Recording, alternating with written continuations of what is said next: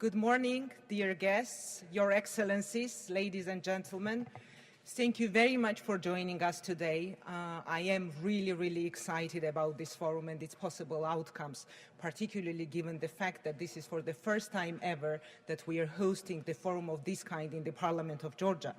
I would first of all like to extend my huge gratitude to our partners, the US Embassy, the British Embassy, USAID, East-West Management Institute for their valuable support to the forum. And I would certainly like to thank our speakers, especially the ones who traveled a long way, some of them across the Atlantic, to be here with us. An enormous thanks to the team of the Foreign Affairs Committee and the Parliament of Georgia for making this forum happen. I would like now to ask the Speaker of Parliament, Mr. Iraqli Kobahidze, for his opening remarks and take the opportunity and thank him for his personal support to the forum from the very outset. Please.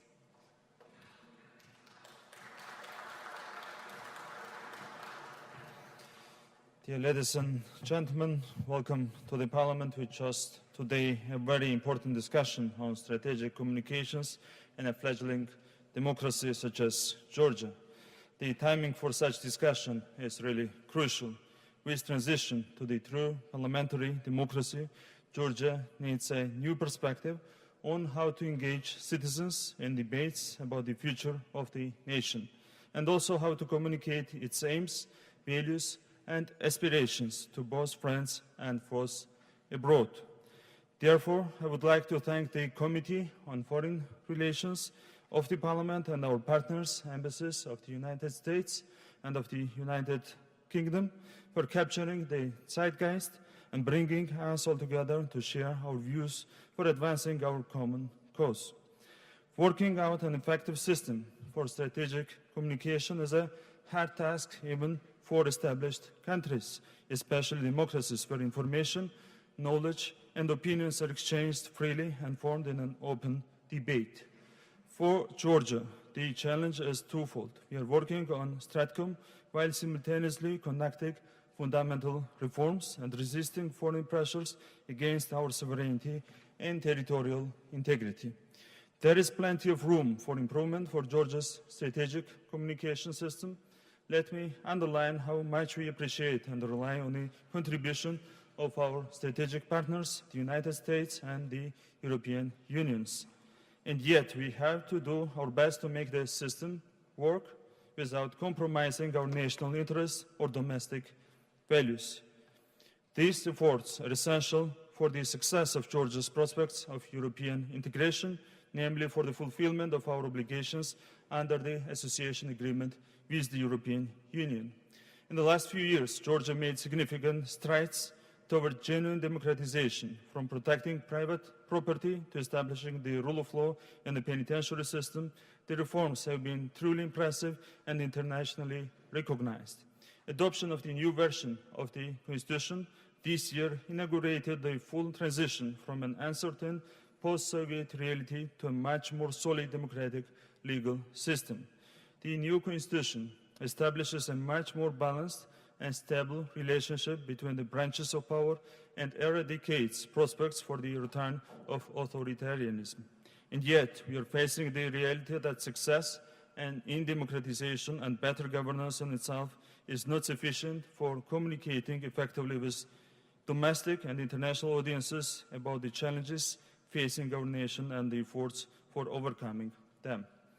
In a sense, for a few years, the current Georgian government has faced a paradoxical situation in full contrast with the previous administration. While the previous government made every effort to urge the population and the international community about its democratic credentials, the real situation was much worse and deteriorating. It is not surprising that they lost every election since 2012. In contrast, the Georgian Dream government, despite massive reforms, has been struggling to explicate and communicate every success toward democratization, state building, and integration in the European Union and NATO. We also realize that strategic communication on these matters is not just important to our government, it is essential for the survival and independence of our country. Both our population and our friends and foes abroad should be aware and certain how firm Georgia's commitment is to independence, territorial integrity, pro-Western foreign policy, peace, democracy, the rule of law, and market economy. These 7 pillars define Georgia's future, and they should be the very essence of our dialogue domestically and internationally. We have to make sure that our efforts continue in a sustained and effective way, and their purpose and meaning reach the intended audience. Looking ahead, our government has many important yet painful reforms to accomplish. We conduct these reforms in conditions of hostile, adversarial, anti-Western propaganda. Therefore, we need a strategic approach in dealing with these challenges while communicating our plans and countering false claims. The Parliament is becoming the centerpiece of Georgian political life, including the overall coordination of future policy formulation. We are willing to take an active part in furthering efforts on strategic communication and working closely with our international partners. I believe today's conference is yet another solid step in the right direction. Once again, thanks for joining us, and I wish you every success today. Thanks a lot.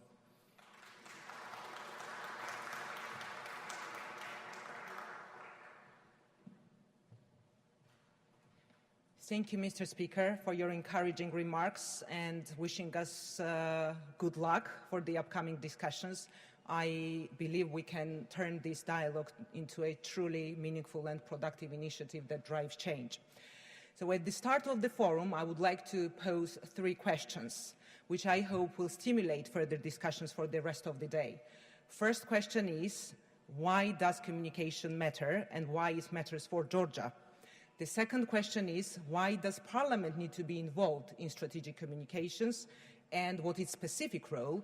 And the third question is, hows of strategic communication? How can we make best use of strategic communications in our context?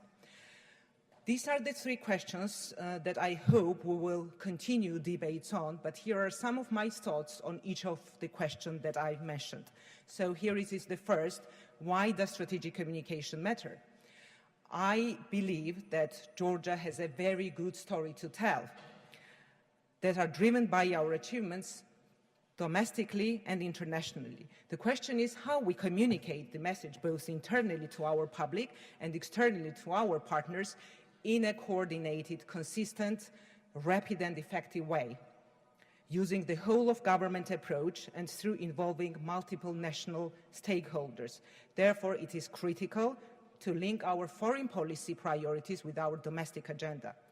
There is an active debate going on at all levels of governance on the importance of strategic communications, and it is indeed a very important issue that needs to be taken very seriously, especially against the backdrop of increasing propaganda campaign aimed at slowing down our westward progress and use of disinformation as an instrument to undermine Georgia's foreign policy priorities, i.e. European and Euro-Atlantic integration. In the Georgian context, strategic communication has been predominantly applied as a tool to fight hybrid warfare against Georgia's democratic development and foreign policy direction. There is certainly a rationale behind it because these are our imminent threats. But we should make no mistake that strategic communication is just about fighting propaganda. It has got a much broader concept, and it's a much more sophisticated mechanism. The bottom line is that strategic communication should be an integral part of national policy making. It should basically be at the heart of the policy. In other words, we make our own stories with our efforts that resonate with every segment of the social fabric and integrate these narratives into our policies and strategies. It should aim at building positive, proactive national narratives of Georgia by bringing together multiple stakeholders, and we are talking about parliament, government, civil society, media.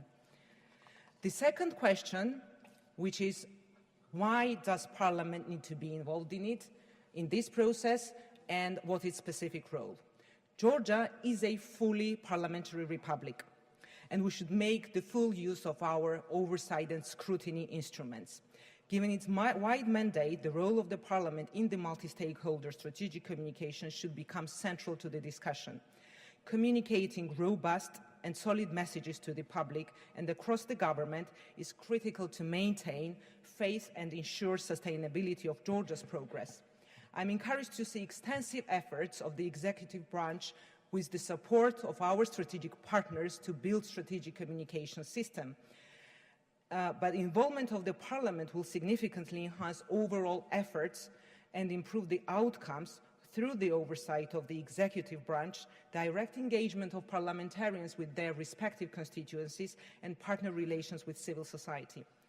I would argue that an increased role of the Parliament in strategic communications will add more transparency, openness, and accountability to the whole process, particularly identifying how would foreign, defense, and security policy oversight functions of the Parliament best be utilized. And my third and final point, House of Strategic Communications, equally important. How does it work, and what's the end goal? This is basically the area which I would like to invite to debate for the rest of the day, because this is one of the crucial points, how to implement and how to deliver on it. I believe the end goal is to mainstream strategic communications and ensure it becomes the core part of national policy making and implementation, and ensure the process is proactive rather than reactive. And in closing, I believe strategic communications is one of the crucial mechanisms for further consolidating a strong and sustainable democratic culture, Georgia's progress towards membership to EU and NATO, and last but not least, showcasing Georgia's progress and successful reforms internally and externally more intensively. Thank you very much. And now I would like to invite Elizabeth Rudi, Chargée d'Affaires of the US Embassy in Tbilisi, and once again thank her and her team for this valuable support to the forum. Thank you.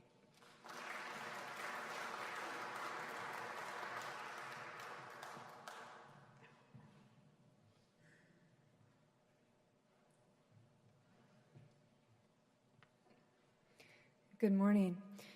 Thank you, Speaker Kobachidze and Foreign Relations Committee Chairperson Khacaravá, and a special welcome to our visiting American panelists, Vivian Walker and Nicholas Cull. It is a great privilege to be here today with so many participants and distinguished guests from the Georgian Parliament, government, media, civil society, and the diplomatic corps to discuss a vitally important topic, strategic communications. Today, you will have an opportunity to hear from strategic communications professionals. You will likely hear a few theories on what constitutes the most effective strategic communications strategies. It should come as no surprise that effective strategic communications can vary depending on the situation. For example, strategic communications that work in the United States may not work well in Georgia. This forum will be an opportunity for you to explore what would be most effective for Georgia. You do not have to be a communications professional to understand the value of strategic communications in a democracy, or to see that as government officials, elected representatives, journalists, or simply concerned citizens, we all have an important role to play. Some of you may be wondering, as Chairperson Khacaravá posed the question already, why is it so important for Georgia to invest in strategic communications? As we see it, there are several reasons. First, as a democracy, you have a system of checks and balances among the branches of government and between the government and the electorate. Maintaining this balance requires constant communications both inside and outside the government. As governments, we are constitutionally obliged to communicate our goals, our achievements, and even our failures to the electorate. Strategic communications help us to convey policy and government priorities clearly, accurately, and honestly. The process also involves listening as much as transmitting information. In this sense, strategic communications not only strengthens the democratic process, but is also key to its very survival. A continuous conversation between the government and the governed, sharing information and receiving input. This builds a relationship of trust with the electorate, as well as their confidence in the government's ability to lead the country. There is no other way for a democracy to thrive. Second, we live, unfortunately, in an age of disinformation. Trying to discern what is fact and what is fiction can be very challenging.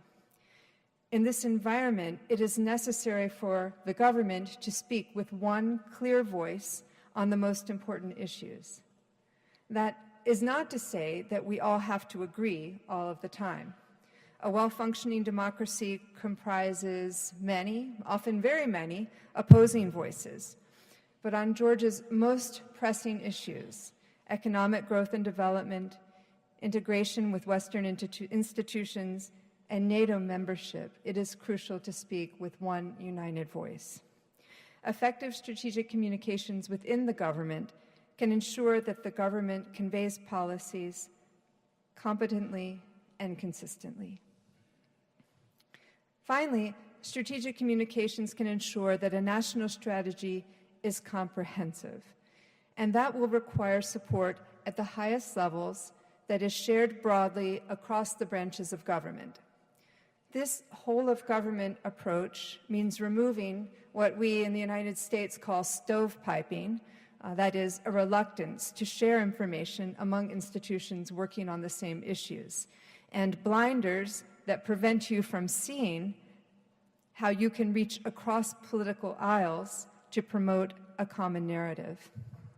Inevitably, there are going to be different positions on certain issues, but of utmost importance is a unified public message.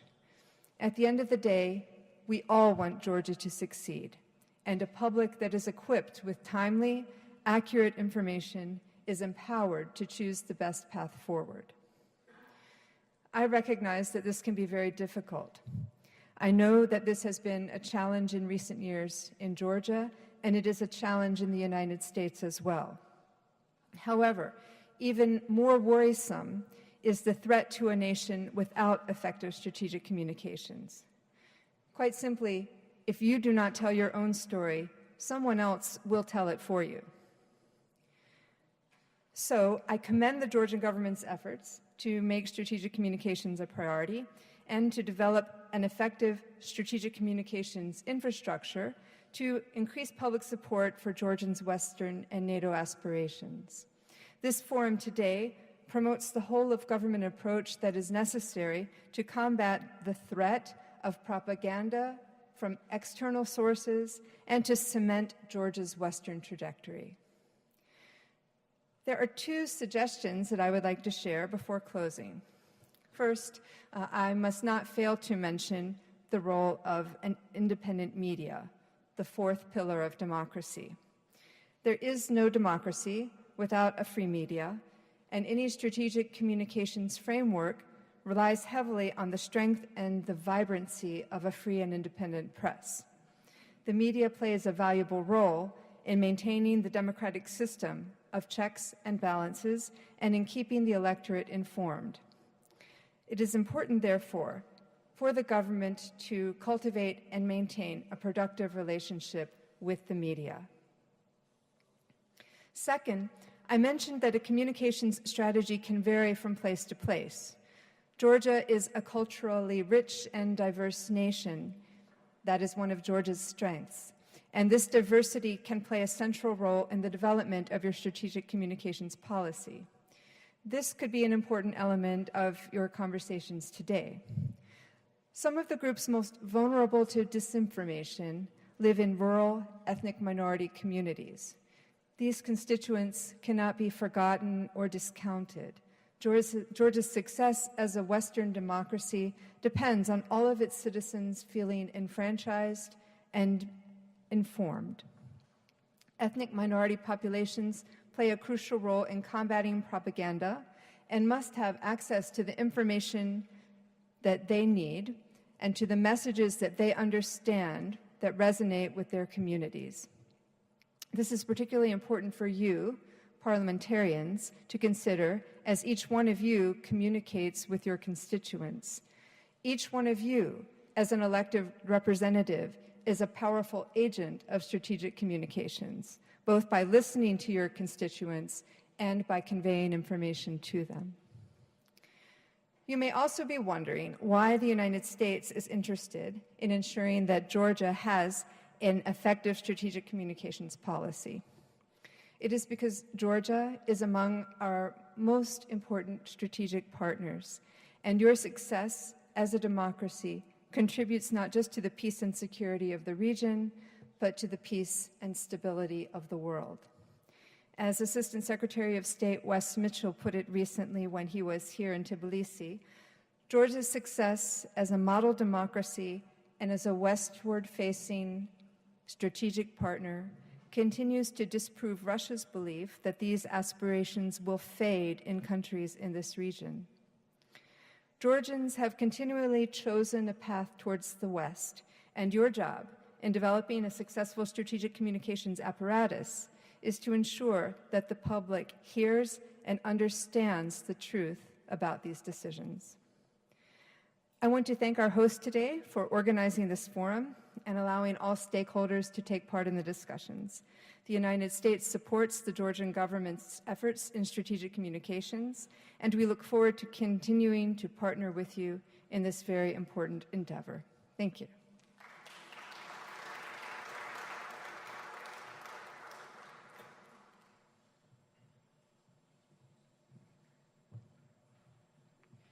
Thank you very much, Elizabeth, for very insightful comments, and I too look forward to the discussions during the day, and I hope that at the end of the forum, at the end of the day, we will have practical recommendations to follow up, because this is not a one-off forum, but that is taking place because we want to follow up in future to make it as meaningful and practical as possible. So our final speaker, although physically he's not here in Tbilisi, is Ambassador Tajan Ildem, Secretary of NATO, Assistant Secretary of NATO on Public Diplomacy, who I met in Tbilisi a couple of weeks ago, and he kindly agreed to send us a video recording speaking certainly on strategic communications and the importance of strategic communications in NATO and in Georgia. Thank you.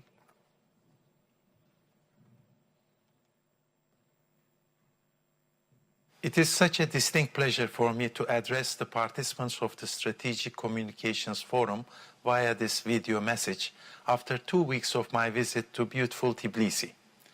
During that visit, I had the privilege of meeting both Foreign Minister Zarkalyani and Chairperson of the Foreign Relations Committee of the Parliament, Ms. Khacharava. In both of these meetings, we covered a number of topics. First and foremost, Georgia's Euro-Atlantic aspirations and the outcomes of the Brussels summit in July, but also discussed the importance of strengthening public communications activities. NATO allies fully support Georgia's Euro-Atlantic aspirations. At Brussels summit meeting, all heads of state and government of 29 allies reaffirmed that Georgia will become a member of NATO. This is in line with the decision that was taken at the Bucharest summit in 2008. They also reaffirmed their unequivocal support to Georgia's territorial integrity within its internationally recognized borders. We will continue to work with our Georgian friends to prepare for Georgia's membership. Georgia has made impressive progress on reforms, including in consolidating its democratic institutions, economic development, more effective security and defense institutions, and modernizing its armed forces. It is important that the focus remains on fully implementing these reforms. On the other hand, Georgia continues to benefit from unprecedented support and assistance from NATO, and it has all the tools necessary to prepare for membership. The substantial NATO-Georgia package is already bolstering Georgia's defense reforms, including with the NATO-Georgia Joint Training Center outside Tbilisi. This center is up and running to help strengthen Georgia's self-defense and resilience. We have to remember how unique NATO's relationship is with Georgia. You are one of the alliance's most important operational partners. We are grateful for Georgia's continuing contributions to our resolute support mission in Afghanistan. We also thank Georgia for its contribution to stability in the Black Sea region, where we are stepping up our cooperation. We are looking forward to next year's NATO-Georgia exercise with a broad allied participation. So we can confidently state that the partnership between NATO and Georgia is stronger than ever. NATO brings together allied countries who share the same values. Allies and partners with their democratic governments do have a responsibility to inform their publics about their foreign and defense policies in order to have their support. We cannot take the support of our publics for granted. This requires a constant and dedicated effort so that we have a sustainable public support behind our policies. This is what we are trying to do at NATO. For us, strategic communications is an essential area of activity which helps us communicate to our home audiences as well as to wider global community the alliance's key policy priorities in an effective way. By doing so, we are truthful, and this is something we will never give up while being confronted by disinformation and propaganda. We all know that Georgia's Euro-Atlantic aspirations with the aim of joining NATO enjoy strong Georgian public support. Nevertheless, this does not mean you don't require public communications in an effective manner. We have been cooperating with the Georgian government in efforts aimed at strengthening its strategic communications capabilities. It is encouraging to see the Parliament to launch an initiative to add its support to the existing strategic communications efforts. We all need to believe in the value added of having our narrative feature prominently in the information space so that our publics could be able to distinguish what is true, what is fake, and our potential adversaries to understand what we stand for. In concluding, I would like to express my compliments to the organizers for convening this forum and extend to you all our best wishes for a fruitful exchange of views during your deliberations.